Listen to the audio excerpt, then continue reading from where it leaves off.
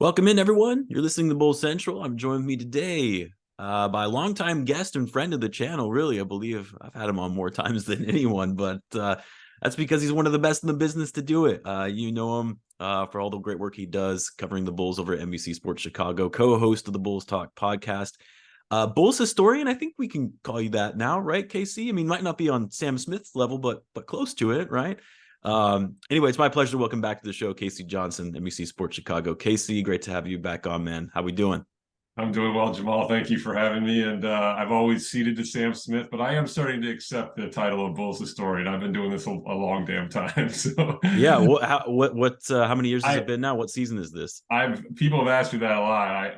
I've lost track because it hasn't been consecutive. I went and covered the Blackhawks for a couple of years in the late 90s after the dynasty. I think we're around 25, 26. So I will never catch Sam, but I'm definitely getting up there.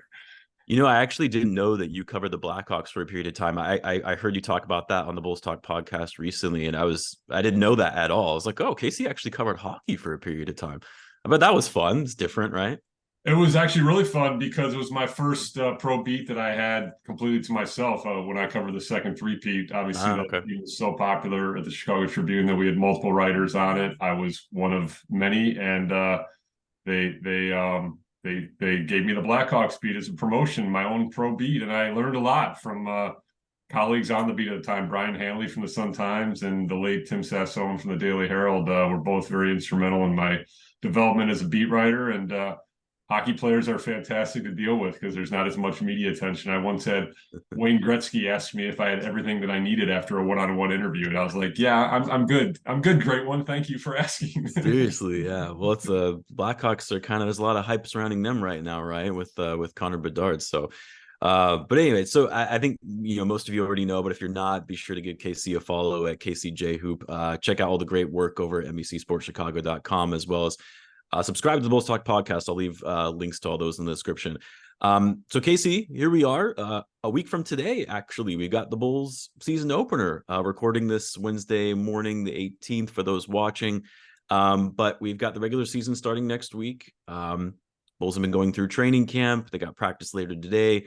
They had their team offsite in Nashville, which I'm sure we might talk about a little bit. Preseason has been in full swing. One more game remaining tomorrow, I believe. Casey, you've been doing this for a while. When we talk about it's close to 30 seasons that you've been doing it.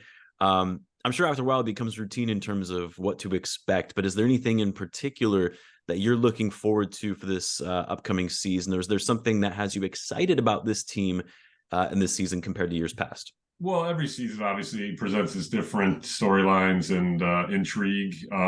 This year you're obviously watching the growth and development of Coby White and Patrick Williams because to me they're very instrumental to the future of this franchise. Given that you've got a core in DeMar, Zach, and Vooch. Two of those three players are north of 30. So you need Zach is serving as the bridge piece. You need those young players to develop for the future of the franchise. So that's probably a big one. And then obviously the offensive woes last season are well documented. You'd like to see if the Bulls can improve on that end. And then, the preseason is somewhat pedestrian, but looking forward to the regular season to start next week. So you're talking about the offensive woes, kind of wanted to touch on that a little bit. And actually kind of related to last night's game against the Raptors. So Bulls losing a close one. There were some things that stood out to me, some positive things, but also some areas of concern, particularly as it relates to, like you said, the Bulls offense. Between media day, what the coaching staff and the front office have been harping on all offseason, attacking the paint more, playing with pace, ball movement, changing their shooting profile, taking more threes. My view, some of that we have seen thus far in the preseason, the overall ball movement and tempo, in my opinion, I think has improved. They're playing much more quickly and getting out ahead in transition than we saw last year. They're attacking the paint more and getting inside, but they're still not taking very many threes, or at least more than they were last season. Last night, looking at it, they took 26 threes in total. Only got to the foul line 11 times. That's another piece that Billy has been harping on and why they finished 24th on offense last season. I know it's only preseason. Obviously, there aren't, these aren't the lineups and rotations that we're going to see in the regular season, but should we be concerned, or is this sort of a prime preseason overreaction? No, I've been very underwhelmed. Again, we're taping this after 4 games, and one of those 4 games you have to obviously acknowledge that they rested their main 4 players, because Caruso's been out with a little ankle tweak. So 4 of their main players. So you're really only looking at a sample size of 3 games. And again, to be fair and for some perspective, obviously the starters only have played somewhat regular rotational minutes in one of those games. And, both Vuce and Lavine had good offensive games last night against Toronto. But in general, just the way you're watching the offense function as a whole, you kind of hit the nail on the head. I mean, they are, to me, getting better penetration in terms of getting into the paint, and they are scoring, at the rim. But in terms of free throw rate and 3-point rate, it's very similar to last season. And all you can go by is what you see in front of you. And, maybe that'll change come regular season time. But as of right now, I'm seeing a lot of the same offensive woes as last season through 4 preseason games. Just a math problem. I mean, the other team, although Toronto didn't obviously take or make a lot of threes last night either, but in general, you're going to be facing teams that are going to be doing that. And if you stay at this rate, you're just going to be facing that math problem that we saw so many times last season. I did want to ask because in media day, as well as what the guys were talking about the first few days of training camp down in Nashville, including Billy Donovan, right? There seemed to be this desire or need to play more through Vucevic, almost using him as like a, big piece of offense as a playmaker or point center, if you will. People were talking about replicating what the Denver Nuggets do on offense and using Vucevic in a Jokic level fashion, which sounds great for Vucevic. I think it's a very underrated passer, high IQ player. But so far in the preseason, we haven't really seen that. How come they haven't been playing through Vucevic more? Yeah, that's a good question. I'll probably ask it. We got 5 days of practice coming up between now and here, the regular season opener. It'll be asked at some point of Billy Donovan. It hasn't been explored in depth as far as the beat asking Billy about it. I do think last night there was a little bit more of that. You saw a few dribble handoffs. But yeah, I mean, we talked a lot in that week in Nashville about more off-ball action and using Vooch as a hub for that. And to this point, you haven't seen it. Again, you have to have the perspective of it hasn't been really a regular rotational situation. Billy has alluded to using the final preseason game against Minnesota to get the starters up to that. Vooch had a 20-10 double-double last night, but it was not, using him as a facilitator. It was him actually getting some plays called for him, getting some offensive rebounds and putbacks, things like that. So, yeah, I mean, again, the offense to me doesn't look that dissimilar from last season. Right. Coby, other than some paint attacks, that's really been the difference. But yeah, it's a concern through 4 games for sure. Wanted to talk about the Nashville offsite, if you will. I do actually think that was a great idea. I know you guys talked about how it appeared anyway that the guys were in fact bonding. Vibes were good, all that stuff. But now that we're a little over a week past that, they're back to practicing at the Advocate Center. Preseason games are under their belt. Is the vibe still the same in practice? Do you think that the development of that team identity is still there? Yeah, and I mean, I think it got a little overblown. Mark Eversley has kind of self-corrected as some of his comments that he made to the Score, the local sports radio talk station here, where he said the players in the exit meetings said they didn't really feel like a team. Mm-hmm. It's not so much that, it's just they really want to develop the cohesion and the communication and the ability to have hard conversations with each other. I mean, I was around the team all last season. Those guys all got along. Zach was asked about a point blank. He said, I had hard conversations with people all the time. So, right. But look, that stuff can only help. I mean, you saw the great content that the Bulls social media channel was putting out. I mean, those guys did a lot together, and it's a close team. And Torrey Craig has talked about his ability to come in and be a strong communicator. And, he's a forceful leader. So, it to me looks like a tight locker room. I mean, we haven't hit any real adversity yet, and that always comes at some point of every season. So I'll be interested to see how they respond to that. But, as far as this team fracturing or splintering or not being close, I don't really have any concerns about that. I think this is a team that gets along. It's just, can they handle the moments of adversity and respond to them? That's really the biggest thing is how they respond to adversity. Cohesion is the new buzzword, right? They've kind of moved away from continuity. Yeah, exactly. I was just happy about Nashville because they have the greatest guitar shops in the country, or some of the greatest guitar shops in the country. And I'm a hack campfire guitarist, and I went to a couple of great ones. So I'm almost gonna do a shameless plug to try to get a free product here, but I won't do that. So. I know you're a big music guy, and I think I was on one of the Bulls Talk podcasts. You were talking about how you went to some festival and people were coming up to you and talking about the Bulls. You're like, no, I just want to talk about music, man. Exactly. So I wanted to talk about Patrick Williams a little bit, and I know you guys talked about it recently in the Bulls Talk podcast. And I know you kind of said I'm kind of Patrick Williams out, but I gotta talk about him. This is a big year for Pat.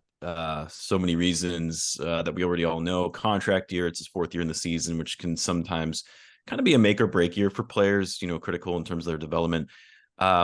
In my view, most importantly, how he shows up is critical to the Bulls' overall success and where they take this team going forward. So I guess I ask you because, again, you've been covering the sport for a long time. You're going to be better at assessing talent than I would be. Is Patrick Williams, based on what we know today, based on how he's shown up thus far in his career, can he be, actually, let me rephrase, will he be, because those are two different questions, will he be that guy that the Bulls need him to be in helping elevate this team to where they're trying to go? I mean, I don't have a great definitive answer. It's going to be some bad podcasts here, but I'll talk kind of all over the map here. I will just say that I thought last night, we're talking the night after the Raptors game, was extremely disappointing. Right.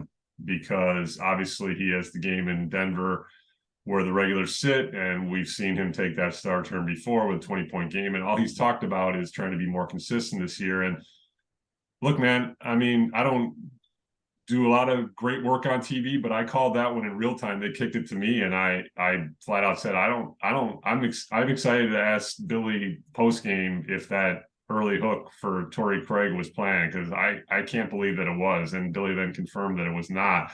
Right. I mean, to be pulled 2 minutes and 46 seconds after tip off, following into a preseason game. In a preseason game, man, that's just not being prepared. And it was a missed screen. It was missed opportunities to go to the glass. It was a turnover. He later fouled a 3-point shooter. I mean, he's a young kid, and I don't want to sound like I'm piling on him, but at some point you've got to be more prepared to play. And he means well. He cares about the team. He works hard.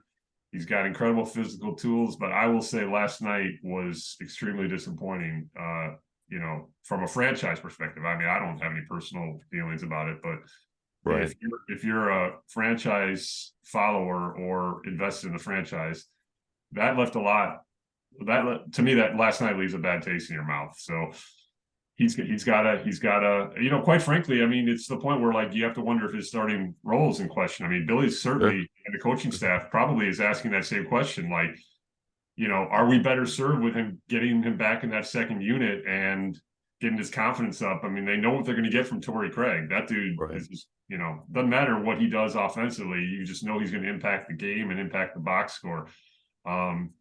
So I don't know, man. I feel like the joke in the media room was last night was can't wait to write the Patrick Williams search for consistent aggressiveness continues for the 50th time. I mean, we've written it so many times in so many ways.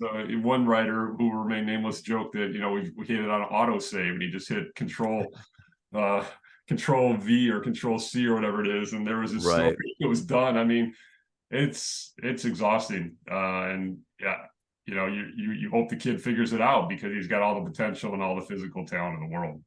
I'll move on from Patrick, because I know you guys don't want to just continue to talk about him, but I did want to ask about the contract extension, because quite honestly, we haven't heard much in recent months about sides working on the contract extension, and the deadline's next week, if I'm not mistaken. So it wasn't talked about in media day. More discussion was actually around DeMar and his contract extension, which doesn't actually have a deadline until, I think, the end of the season, right before free agency.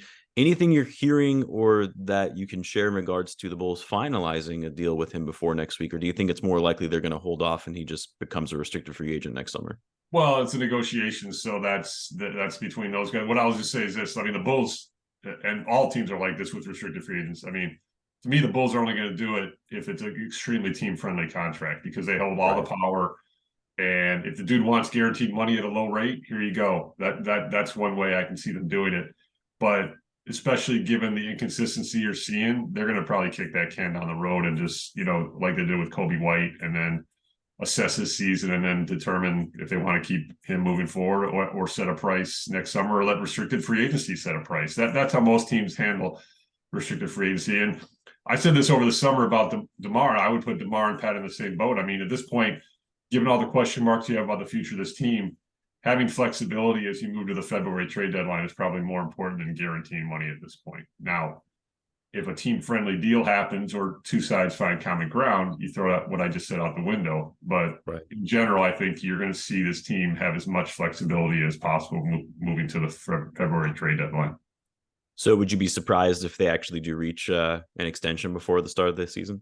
I would be mildly surprised, but I would just say this: like, look at what happened with Taj Gibson a million years ago. I mean, he rejected a deal, and then before the witching hour, they said, "Hey, here's guaranteed money at a low friendly rate. Do you want it?" And Taj was like, "Yeah, let's go." So I can see something like that happening, but it's not going to be a big deal. There's just too many question marks about Patrick Williams. And the deadline is next week, correct? Right before the 23rd or something. Changed so many times. It's tied to opening night. That's all. Got it. I don't know if it's 5:00 the night before. I should have that, but I don't know that right now. No, I just wanted to make sure, because it doesn't go into the season. It has to be done before the start of the regular season. But okay. Let me ask you this, though, purely from a betterment of the team perspective. Is it more important for Patrick Williams to have a breakout season or Coby White? And I mean, truly a breakout season. Like, we're talking, most improved player of the year type candidate. What would you say would be better for the overall success of the team? I mean, I think they're both pretty important. But I would say Coby, just because it looks like he's going to be in that starting role. And, obviously style of play is so important for this team. So point guard is important. And it's pretty clear that Jevon Carter is in that bench role, that reserve role, hitting threes, creating defensive havoc with, as of now, Caruso and Torrey Craig. The Torrey Craig role might change a little bit. So I'd probably say Coby, but it's close. I mean, to me, those two guys, like I said at the start, are the bridge pieces. I mean, you need both those guys to develop, or your future is in worse shape than some might think it is already. Right. So, you need both those players to hit. So it's pretty close, but I'd probably give a slight nod to Coby just because of the position that he's playing now at point guard. Yeah, so I saw, I think you tweeted last night that, the Bulls publicly aren't saying it, but this is most likely going to be the, starting lineup on opening night. I mean, obviously, maybe, Patrick Williams, that could change, but it sounds like it's like a foregone conclusion that Coby White is going to be the starting point guard opening night, which is to me was a bit of a surprise. I actually thought it was going to be Jevon Carter, without a doubt, because Billy Donovan loves his veterans. But I mean, the way Coby's playing, the fact that he's starting every preseason game, it sounds like that's what it's going to look like. Yeah, 100%. And I think Coby's developed some nice little half-court chemistry with Zach Lavine. Those two guys have a tight bond and go way back, obviously, to the previous regime. So you got to give Coby a lot of credit.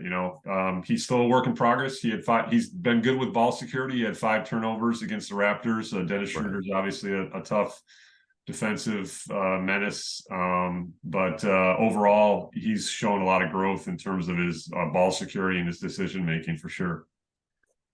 Casey, I did want to ask about Lonzo Ball real quick. Obviously we saw him in media day. He spoke to you guys, which was great. A surprise. A lot of us fans weren't expecting that.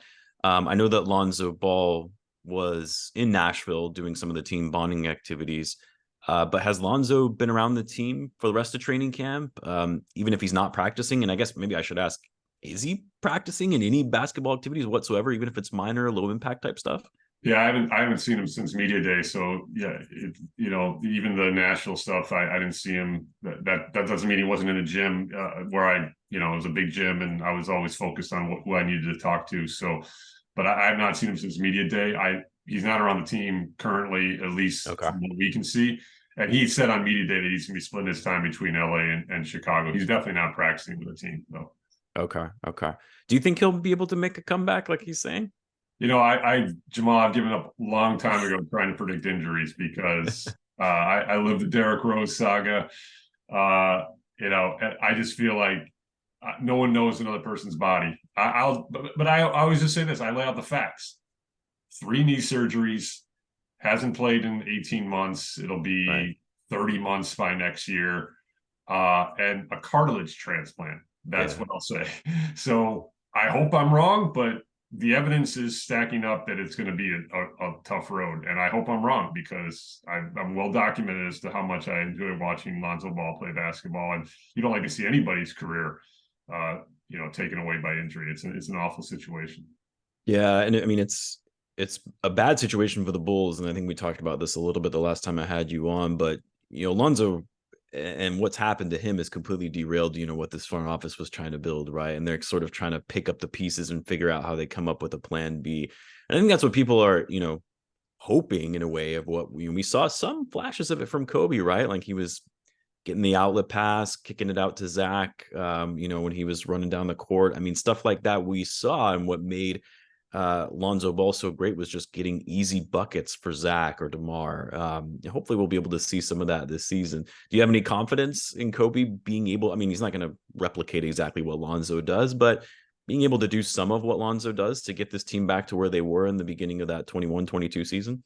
I don't see it. To me, they're two dissimilar players. I know Kobe's, got the 3-point ability just like Lonzo, but Lonzo is such a unique player with his Yeah. positional size and his vision and his just connectivity. I mean, Coby, I think Kobe's gonna have a really good year, but to me, he's still kind of a combo guard being put into a point guard pigeonhole, or Right. he's being pigeonholed into a point guard body. And to me, Lonzo Ball is just a pure point guard, and it's just innate. It's just kind of he's been born with that gift of always being selfless and always being about other people. Not to say Kobe's selfish. I'm just saying he just doesn't look like a pure point guard to me. I think he's doing a great job playing the position, and I think he's going to have a good year. But no one can replicate what Lonzo Ball does. He's really a unique player.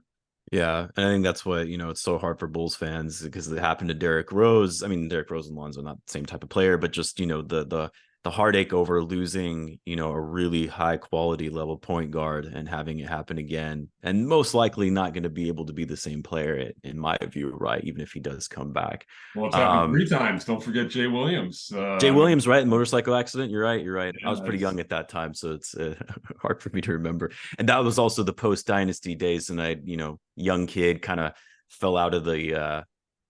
I wouldn't say fell out of the Bulls fandom, but I wasn't following them as much as I did because I was getting into middle school and all that kind of stuff, and playing with friends, and the Bulls weren't that good. But yeah, 3 times. I mean, that's brutal for Bulls fans to be able to have to go through that.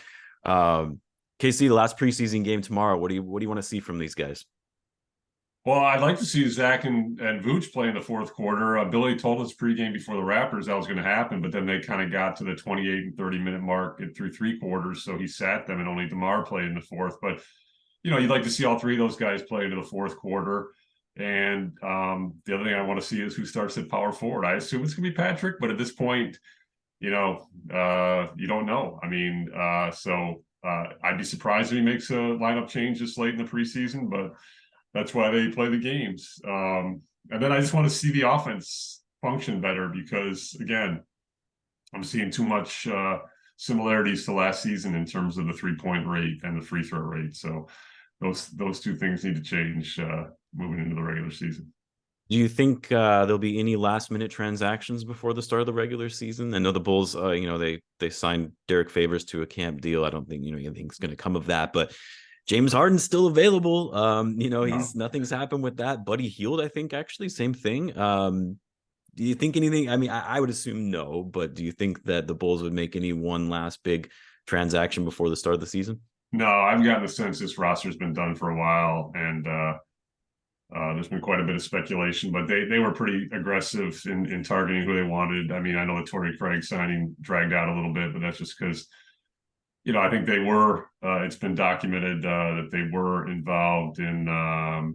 Why am I drawing a blank on the dude who went to Dallas and Grant Williams? They were involved in the Grant Williams conversations briefly. So I think that's why the Torrey Craig thing dragged out. But it's pretty clear that they were targeting, toughness and competitiveness in the point guard and wing positions, and they got those two guys. And I feel like the roster's been set since then. Casey, I'll get you out here on this one. I've actually asked this of all my recent guests as well. Biggest surprise player of the year for the Bulls this season, good or bad? Who do you think it'll be? Biggest surprise player of the year. I don't really think there are any surprises because this team is so similar. I mean, I'll just off the cuff, I'll go Torrey Craig because I don't think people realize Yeah. how good he is. He's not a flashy player, but every time, not every time, but majority of the time he's out there, he is going to do something that's going to realize how special, how high level of a role player he is. And role player always kind of sounds like it's limiting or kind of a backhanded compliment. No, role players are extremely important in this league. He's figured it out for a long time, and he's carved a pretty unique career for himself. And he just impacts winning. He impacts all five-man units that he's with. He makes the hustle plays, the winning plays. So I don't think people realize how good that guy is until you watch him 82 games.